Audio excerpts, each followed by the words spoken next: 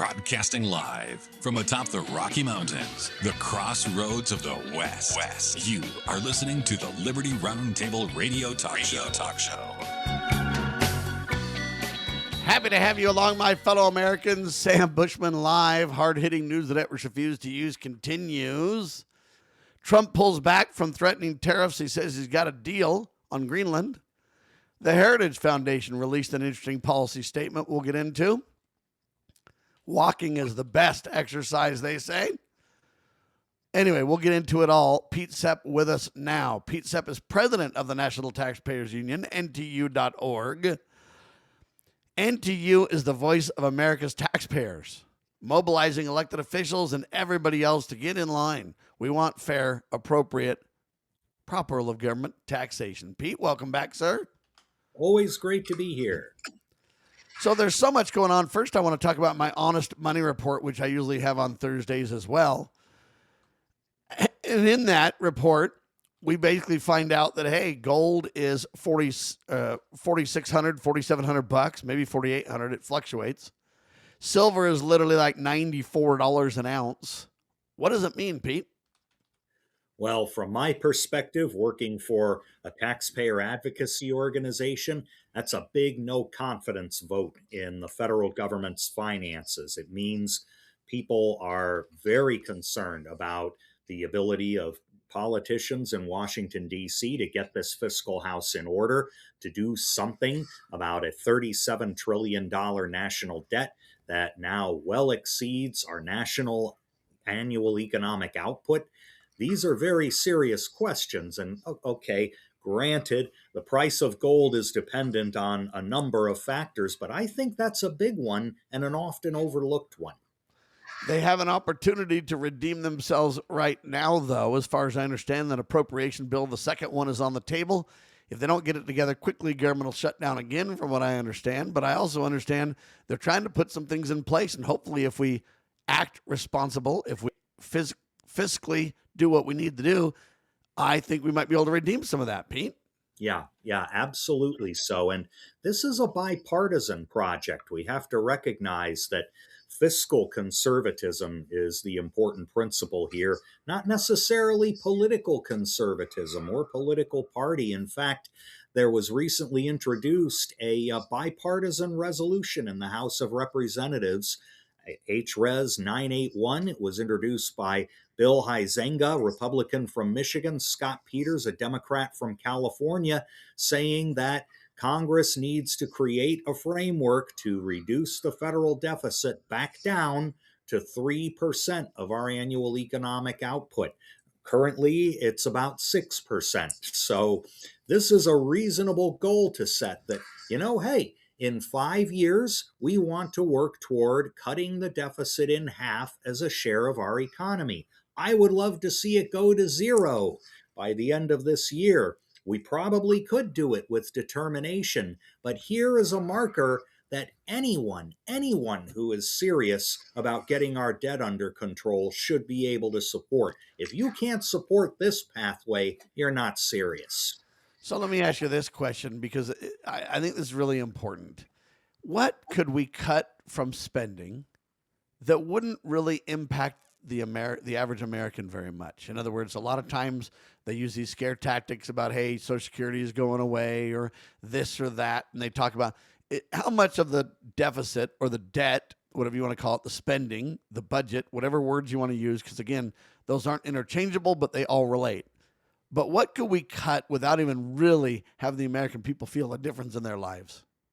Well, when you take a look, for example, at a 26% improper payment rate in Obamacare subsidies, the so-called premium tax credits and other subsidies, well, that's money that should never be going out the door of the Treasury in the first place. When you take a look at improper payment rates in food stamps, again, this is a scam going on. This is not people who are claiming eligibility because they don't know the rules and it's not their fault necessarily and they really need them. They may not qualify under every single category, but they feel a need. This is just outright scamming. In other words, foreign entities who create fictitious identities and start getting food stamps. I mean, this is a real big problem now And do we have because, a general dollar amount to this? If it's 25%, what dollars are we talking? well, as far as food stamps are concerned, the rate fluctuates every year somewhere between 10 and 20%. Now, given the billions that are laid out there, you're talking about potentially $7 to $10 billion of savings. And that's Okay, I mean just that's a huge start, and that's just one line item, basically, right? That's right. That's just in one federal program. You see improper payments throughout Medicare Part B. You see it in Medicaid, dramatic improper payments. You see states effectively creating a Ponzi scheme. They levy taxes on providers, and then they give refunds through the federal Medicaid program for all the taxes they pay so that states get to keep more money to which they're not entitled. And the general government really shouldn't be giving any money to the states in a pure constitutional reality, right? That's right. That's right. Um, there's a respect factor here that I think needs to go both ways. If the federal government is to respect the limits of its power, the states need to step up and be able to do things on their own without federal aid. And that compact that it existed pretty much up until the mid 20th century is long gone, and it's costing taxpayers a lot of unnecessary funding. All right, are we seeing the government supposed to be shut down by the end of the month if they don't get this together, right? It is quite possible it would be a partial shutdown, but yes, parts of the federal government. And the would be reason it's partial because in the first go round, some things they extended longer than this deadline, right? That's right. That's right. Now, one of them they didn't extend, of course, was funding for the Internal Revenue Service under a shutdown situation. So we could just shut down the IRS entirely and nobody would have to pay taxes? Unfortunately, certain parts of the IRS certain parts of the IRS are on autopilot, and I see.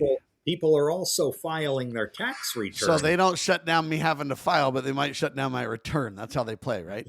That's right. And your tax refund, which is your money that you overpaid to the IRS, might get caught up in the system somewhere. And well, if that's true and they took my money and then they're holding on to my money, then it would be illegal and I'd have to sue them for stealing, Pete. Yeah, well, I wouldn't blame people for doing that. California got caught doing that in a budget deficit situation several years back.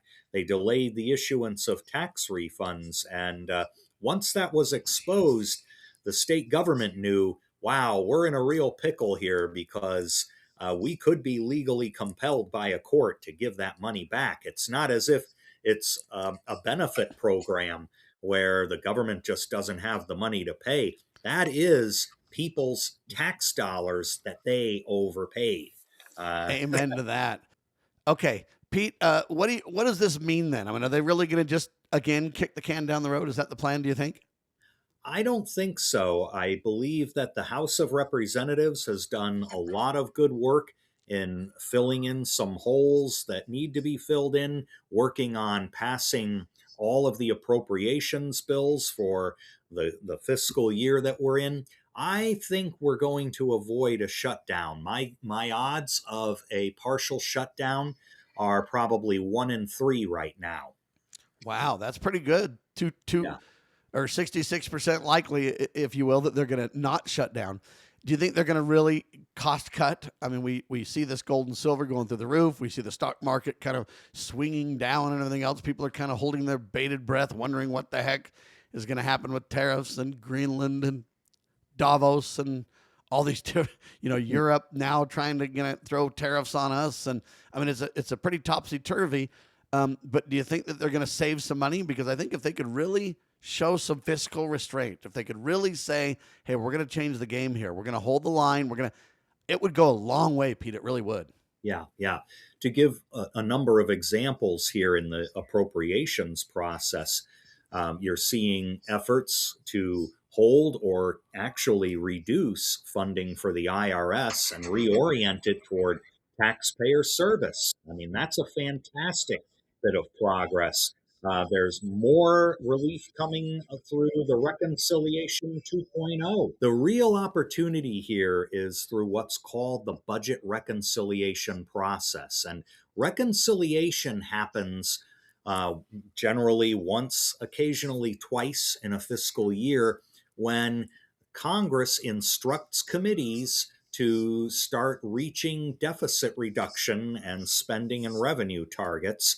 And through this process, you get what's called a privileged bill, something that is not immune, but very resistant to parliamentary tactics that can hold up the process. That's how the One Big Beautiful Bill Act got passed in 2025 through reconciliation. Well, now we have an opportunity for another bill in 2026. We got together a coalition of nearly 20 organizations on the pro taxpayer side, calling on Congress to use this opportunity to really dig into spending reductions. That means addressing generous healthcare subsidies to healthy and able-bodied Americans, structurally reforming the government payment and benefit system, finally codifying the changes that Doge made. Believe it or not, a year has passed since that effort began, and a lot of Doge's reports were never even enacted into legislation. So there's plenty of work to do, plenty. And I And think didn't Mike Johnson kind of intimate or virtually promise, hey, this next go round is the one where we're going to really dig in and get it done? The reason we didn't before is we just didn't have time, but now we do. And I mean, isn't that really kind of the message we were sent? yes, exactly. And Republicans, of course, who control Congress, have to be very careful here to balance the art of the possible with the necessity of what has to happen in order to keep investors happy, to make sure that we don't have a huge crash in U.S. Treasury bonds. That would be just a catastrophe. But there are nervous people out there, and I don't blame them. They are waiting to see progress in bringing our federal deficit down and beginning to introduce or reduce the national debt. All right, ladies and gentlemen, this is serious, and I want to really kind of dig in here for a second. Are we really having the battle of everybody hates Donald? Donald's a lame duck president. The Republicans are betraying Donald and going along with the Democrats, and they're going to vote for bigger spending. And is that a real thing behind the scenes, or is that just political media hype? A lot of it is political theater, but one thing isn't, and that is Republican concern over holding on to the Senate and the House of Representatives going into the election this fall. And Now, I think that's important, Pete. But I also am concerned they don't really have a lot to show for why we should elect them. Now they could say the Democrats will be worse, okay, but they don't really have a lot to point to, do they? I think they ought to be able to trumpet One Big Beautiful Bill Act because a lot of progress was made not only in keeping taxes low, but further reducing taxes and finally beginning to reform the big driver of debt and deficits, which is entitlements. There's a good $1 trillion worth of savings in Medicaid and other federal entitlement programs in the One Big Beautiful Bill Act. If they can hold the line on these Obamacare subsidies, which were never meant to be at this level for this long, it was just a COVID era expansion. If they can hold the line and say, no, we're going to do something different, we're not just going to open the spending floodgates again, that will be something to show. But again, through this new reconciliation process, they got to do more. Didn't 17 Republicans already go with the Democrats and vote for Obamacare to continue in the House, though? Yeah, they signed what was called a discharge petition and then voted for a bill that got 230 votes for a Why would they do three-year that? extension. I thought they were all against Obamacare. They voted 40 plus times to get rid of it when they had no power to do so. Then when they had power the first time to do so, they never got it done. Now it's really gone, but yet they're voting it back. I mean, this shows their true colors, right? I think one problem was they didn't come up with a credible alternative to healthcare How control. come they didn't call me, Pete? I've got a credible alternative. I could give it to them in about an hour. That's right. There's plenty of solutions here. And in fact, we have signed on to a whole platform of healthcare reforms with a number of other organizations that was devised by Steve Moore and some excellent economic advisors. And it basically stresses transparency, accountability, and empowering people with their own money to shop for their own health care. That's a simple principle, and there are a lot of pieces of legislation, executive orders, whatnot, that can actually put these principles into practice. But Republicans just seemed skittish about moving Well, forward. they're the ones in the after World War II days that tied health care to your employer in the first place, and that's got to be severed. My insurance has nothing to do with my employment, Pete. Nothing. That's right. In the end, if employers want to provide that, fine. But individuals should be free to shop with their own dollars too. And they really aren't. Sure, self employed folks can take a deduction for the premiums they pay, but that's not really the same as having a competitive insurance market like auto insurance, for example, for healthcare that empowers the individual rather than employers or hospitals or whomever. Or life insurance or anything of the sort. Let the free market reign, baby. Eldon Stahl, welcome to the broadcast, sir. Do you have a comment or a question for Pete Sepp, sir? Well, yeah, I was, of course, in agreement. Yeah, we should phase out these things. These are programs that really are part of the, you know, socialist model, the Fabian socialist um, strategy of gradually getting us into Marxism. But um, how should we phase these out?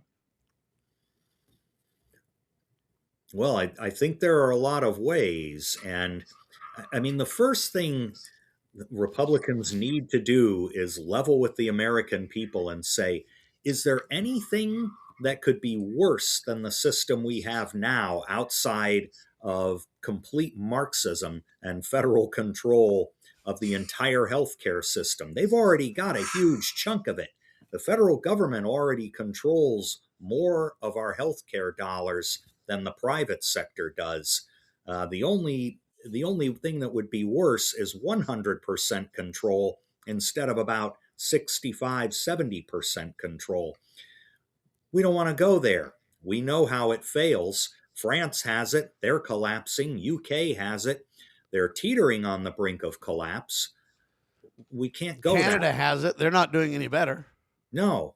And so they really have to get the message that freedom and that we trust you with your money to decide how you want your health care to take place. That's the first basic message. And from there, we can start to wind back some of the subsidies. And then once the subsidies are winding back and people have that money, the markets develop. And sooner or later, you're able to wind back the federal programs more and more and more until we have a system that takes care of everybody the way they want to be taken care of. The HSA accounts are part of the problem too, because if you funnel all your money to that and give the money to the people directly, you're really not helping things. You're still maintaining government control. It becomes more fascist than socialist at that point. You own it, but they control it, kind of an idea. And to me, I don't want an HSA account. I don't want a 401k. I don't want you to put my life in these 82 buckets that you tend to just manipulate and play games with and change the parameters relating to throughout my life and everything else. Leave me alone. Let me have my money and let me work at the free market to make my own choices, Pete. We need to get to that in all aspects of our lives. Yeah. And of course, we have deregulatory things to do, or I don't like even using that word. It sounds like it's something scary, and the absence of regulation is going to cause all kinds of problems. What it really is saying we're going to let markets work. And that means, for example, letting people purchase health insurance across state lines, like car insurance. It means allowing people to actually bypass insurance if they don't want it and negotiate with healthcare providers. I know of a number of people who do that, and they don't have the kind of fear of losing coverage because they know how much things cost and how much they need to save to pay for them. That works for some people. For others, they want insurance. Let freedom work for everybody, whether they want insurance or not. Well, there's a lot of other options too. There's health share plans in the Christian world and some of the other health share things. There's all kinds of direct primary care kind of solutions, DPC. So there's a lot of options, folks. And the market will, if there's a demand, provide supply. It's that simple of a discussion. Eldon? Yeah, I think Pete made a really good point, though, just saying that, really, if we're going to have meaningful change in policy, it starts with changing the basic fundamentals that people understand regarding the role of government, economics, some of these basic concepts, because that provides a foundation for any society and how they decide what their policy is going to be in government. And that's really where you got to start. You got to start with the education. Amen, Pete. Yeah, and there are so many folks who ask, well, how can we wind it back that far? Where would we start? What do we want the federal government to do? Well, that's when you take out a copy of your pocket constitution and say, hey, here are all the enumerated powers that our founders said the federal government could exercise. Our Constitution is mostly and often about limiting what the federal government can do rather than saying that the federal government has freedom. I mean, as if it's a person. No, it's an entity of people that are supposed to serve us and protect our rights. And Amen. One of the things I love about Pete Sepp, we've been interviewing him for more than 25 years, ladies and gentlemen, is because he's the president of the National Taxpayers Union, NTU.org. And it's a union that you're not forced to be part of or anything like that. You just join.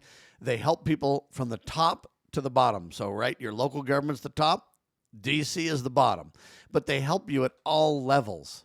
Manage taxes, provide tax reform. They can partner with you at all levels. But most importantly, what I love about Pete Sepp is he has the ability to be hard-hitting and tell the truth. He's a truth teller. But he also has the wisdom to not make it partisan, to not pander to one group or another. He holds the line with fundamental truths. And that is a rarity in D.C. or anywhere else, Pete.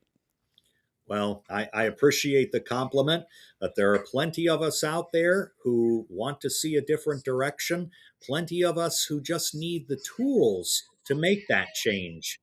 Contact us. We can help you start a local taxpayer organization, and a lot of great things can happen at the city level, not just the federal level. Well, next time we talk, we'll be able to see your prediction that they'll keep the government open. And I hope they can save money and keep the government open. That is their duty, sir. That is indeed. Taxpayers forward.